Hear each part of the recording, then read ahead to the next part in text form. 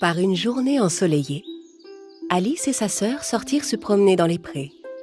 La sœur d'Alice était occupée à lire un livre. De son côté, Alice commençait à s'ennuyer. Au moment où elle se demandait ce qu'elle pourrait faire pour s'amuser, elle vit passer un lapin blanc. Le lapin se parlait à lui-même. Alice n'en revenait pas, elle n'avait encore jamais vu de lapin sachant parler. Le lapin sortit une montre de sa poche. « Oh non, non, je vais être en retard !» dit-il en se dépêchant. Alice était très impressionnée par ce qu'elle voyait. Curieuse de comprendre ce qu'il se passait, elle se mit à suivre le lapin. Le lapin entra dans le trou d'un tronc d'arbre. Alice décida de le suivre et passa par le même trou. C'est alors qu'elle tomba dans une sorte de puits. C'était un puits très profond et Alice tomba longtemps et lentement. Le long de sa descente, la fillette vit des tableaux, des petites armoires, des étagères. Alice avait l'impression de parcourir le monde. Puis elle finit par atterrir sur une surface confortable. Devant elle, elle vit un long couloir. Elle commença à le parcourir. Le long du couloir, elle passa devant de nombreuses portes fermées. Mais le lapin, lui, avait disparu. Alice commençait à avoir peur de ne plus pouvoir sortir de cet endroit.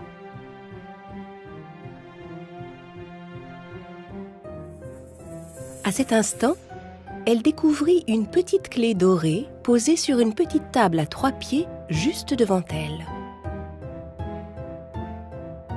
Elle prit la clé et alla l'essayer sur toutes les portes fermées. Mais la clé était trop petite pour les serrures des portes. Alice regarda autour d'elle, déçue, et remarqua qu'il y avait une autre porte, plus petite, au pied du rideau. Quand elle mit la clé dans la serrure, la porte s'ouvrit aussitôt. Elle était ravie d'avoir réussi à ouvrir. De l'autre côté de la porte, elle pouvait voir un magnifique jardin. Mais la porte était si petite qu'Alice ne pouvait pas passer au travers. Elle se retourna et vit sur la table une bouteille qui portait une étiquette sur laquelle était écrit « Buvez-moi ».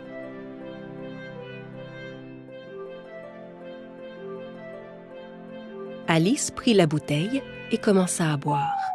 À mesure qu'elle buvait, elle se mit à rétrécir. Quand elle fut assez petite, elle se dit qu'elle pourrait enfin passer par la porte. Mais quand elle voulut reprendre la clé, elle se rendit compte qu'elle ne pouvait plus atteindre la table. Elle se mit à pleurer. À cet instant, elle vit un gâteau posé par terre. Le gâteau portait une inscription qui disait « Mangez-moi ». Curieuse, Alice prit une bouchée du gâteau. Aussitôt, elle se remit à grandir. Elle pouvait à nouveau atteindre la clé, mais elle était trop grande pour passer la porte. Alice était bien fatiguée. Désespérée, elle se remit à pleurer à chaudes larmes. Les larmes qui coulaient de ses yeux formèrent une grosse flaque qui finit par couler jusqu'au bout du couloir.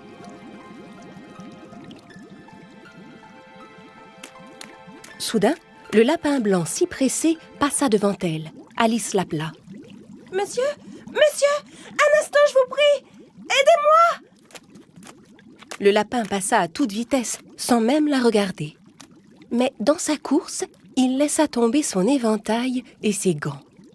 Alice ramassa ses affaires par terre et, quand elle commença à s'éventer, elle se remit à rapetisser. Au même moment, elle glissa et tomba dans la flaque. Alice et tout un tas d'animaux qui nageaient dans l'eau commencèrent à dériver vers le rivage.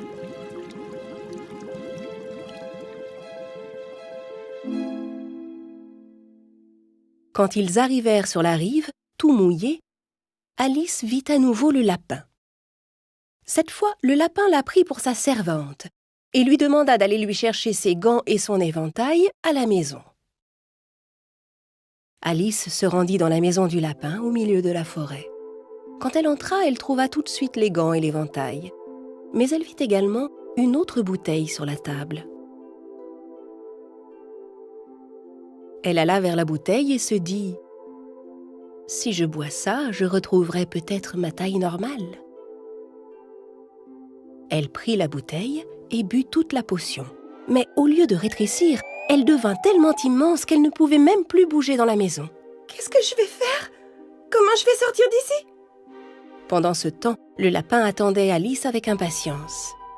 Effrayés par la grande Alice, les animaux commencèrent à jeter des pierres sur la maison et à briser les vitres. Mais les pierres qui atterrissaient près d'Alice se transformaient en petits gâteaux. Quand Alice croqua les gâteaux, elle se remit à nouveau à rétrécir et put enfin sortir de la maison. Mais cette fois, malheureusement, elle était devenue trop petite.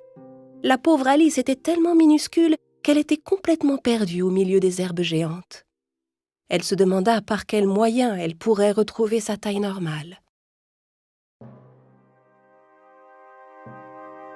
C'est alors qu'elle aperçut un petit chiot un peu plus loin. Quand elle appela le chien pour le caresser, elle se rendit compte qu'elle était toute petite à côté de lui. Elle faillit même être écrasée par les pattes du chien. Elle se mit à courir, mais trébucha contre un champignon. Sur le champignon, elle vit une chenille bleue à qui elle demanda conseil pour retrouver sa taille normale. La chenille répondit d'un air très sage « Un des côtés du champignon sur lequel je me tiens vous fera grandir. L'autre vous fera rétrécir. » Alice prit un petit morceau de champignon et le mit dans sa bouche. Aussitôt, elle devint tellement grande qu'elle ne pouvait même plus voir ses pieds. Pour revenir à sa taille normale, elle prit un morceau de l'autre côté du champignon. En mangeant différentes quantités de chaque côté du champignon, elle réussit à retrouver sa taille normale. Elle prit un morceau de chaque côté et les garda dans sa main. Elle se remit en route et arriva devant une toute petite maison. Pour pouvoir y entrer, il fallait qu'elle rapetisse à nouveau. Elle mangea un morceau de champignon et commença à rétrécir. Alice entra dans la maison et se retrouva directement dans une cuisine. Au beau milieu de la cuisine, elle rencontra une duchesse qui tenait un bébé dans ses bras. À ses pieds, un gros chat regardait Alice en souriant. C'était la première fois qu'Alice voyait un chat sourire. Elle demanda avec curiosité « Pourquoi votre chat sourit-il comme ça? » « Parce que c'est un chat du Cheshire, » répondit la duchesse. À cet instant, le chat devint complètement invisible et le bébé que portait la duchesse se mit à pleurer. La duchesse tendit le bébé à Alice. « Bercez donc cet enfant, qu'elle cesse de pleurer. Je dois aller jouer au croquet avec la reine. » Alice prit le bébé et commença à le bercer. Soudain, le chat du Cheshire réapparut et, toujours en souriant, il s'adressa à Alice. « Vous devez trouver le chapelier fou et le lièvre de Mars. Mais méfiez-vous, ils sont fêlés, tous les deux. » Aussitôt après ces mots, le chat du Cheshire disparut de nouveau. Agacée, Alice cria au chat. « Cessez de disparaître et de réapparaître comme ça, vous me fichez la frousse !» Le chat du Cheshire réapparut en souriant. « Très bien, je vais disparaître plus lentement. » En commençant par la queue, le chat du Cheshire disparut petit à petit. Il ne restait plus que sa tête. Alice sortit de la maison et se retrouva rapidement devant la maison du lièvre de Mars. Le lièvre de Mars était en train de prendre le thé sous un arbre avec le chapelier fou. Le lièvre de Mars portait un peu de foin entre ses oreilles. Alice ne comprenait pas à quoi lui servait de mettre du foin entre ses oreilles. Le chapelier fou portait un chapeau sur la tête. Entre eux deux, une souris était couchée sur la table et faisait la sieste. Tous les deux avaient leurs bras sur la souris et s'en servaient comme d'un coussin. Quand ils virent Alice s'approcher, ils protestèrent, prétendant qu'il n'y avait plus de place pour elle. « Mais si, il y a plein de place !» dit Alice. Le chapelier fou demanda à Alice « Dites, pourquoi croyez-vous que le corbeau ressemble à un bureau ?»« Et vous, à votre avis ?»« Je ne sais pas. » Alice en avait vraiment assez des plaisanteries stupides du lièvre de Mars et du chapelier fou. Elle dit « C'est la rencontre la plus idiote que j'ai jamais faite !» Et elle s'en alla. Alice remarqua une porte dans le tronc d'un arbre. Elle entra et trouva à l'intérieur une nouvelle clé dorée. Cette clé dorée ouvrait la porte d'un magnifique jardin. Quand elle pénétra dans le jardin, Alice n'en crut pas ses yeux. Les jardiniers de la Reine de Cœur peignaient toutes les roses blanches en rouge. Et tous les hommes ressemblaient à des cartes à jouer. Alice leur demanda « Excusez ma curiosité, pourquoi peignez-vous toutes les roses blanches en rouge ?»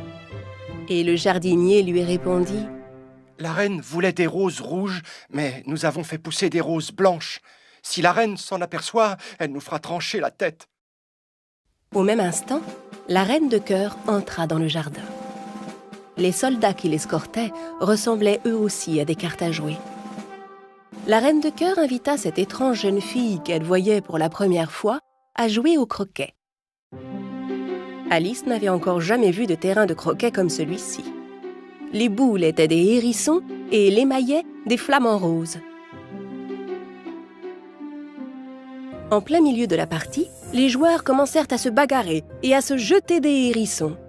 La reine fut très fâchée de cette situation. Elle frappa du pied avec colère et s'écria « Qu'on coupe la tête de tous les joueurs qui se battent !» La Reine de Cœur était tellement en colère qu'elle annula la partie de croquet. Soudain, une grosse voix retentit. « Le procès a commencé !» Tout le monde accourut vers le palais. C'était le procès du valet de cœur qui allait commencer. Il était accusé d'avoir volé une tarte dans la cuisine de la reine. La reine n'avait pas pu attraper le valet de cœur sur le moment, elle n'avait donc pas pu le punir. Pendant le déroulement de son procès, le valet de cœur était maintenu sous bonne garde. Le lapin blanc commença à lire le rouleau de papier qu'il tenait. Par une belle journée ensoleillée, la reine avait préparé de délicieuses tartes, mais le valet de cœur en a volé une. Le roi s'écria depuis son trône. Faites venir le premier témoin. Le premier témoin était le chapelier fou. Alors que le chapelier fou commençait à parler à la barre des témoins en face du roi, Alice se mit soudainement à grandir. Le lapin blanc annonça que c'était au tour d'Alice de venir à la barre des témoins. En entendant qu'on appelait son nom, Alice se leva aussitôt, oubliant à quel point elle avait grandi. Sa robe se prit dans l'estrade du jury, ce qui le renversa complètement et fit tomber tous les membres du jury par terre.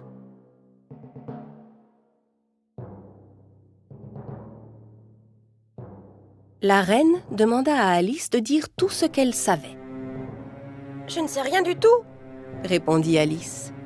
Furieuse, la reine s'écria « Rien du tout? Qu'on lui tranche la tête !» Mais Alice répondit avec courage « Je me fiche de vos ordres, vous n'êtes pas ma reine, vous ne pouvez rien me faire !» À peine Alice avait-elle prononcé ces mots que le roi, la reine et toutes les cartes à jouer s'envolèrent vers elle. Alice essaya de les attraper en poussant des cris. Il se forma bientôt un véritable tourbillon de cartes autour d'Alice, qui commença à l'aspirer et à l'entraîner dans les airs pour la redéposer finalement dans le pré d'où elle était partie. C'est alors que sa sœur l'appela. « Alice, allons, réveille-toi !» Quand Alice se réveilla, elle se rendit compte que tout ça n'était qu'un rêve. « Mais alors, ça n'était qu'un rêve? Et quel rêve extraordinaire! Laisse-moi te raconter mon rêve. Ma sœur, il y avait un lapin blanc qui était très en retard.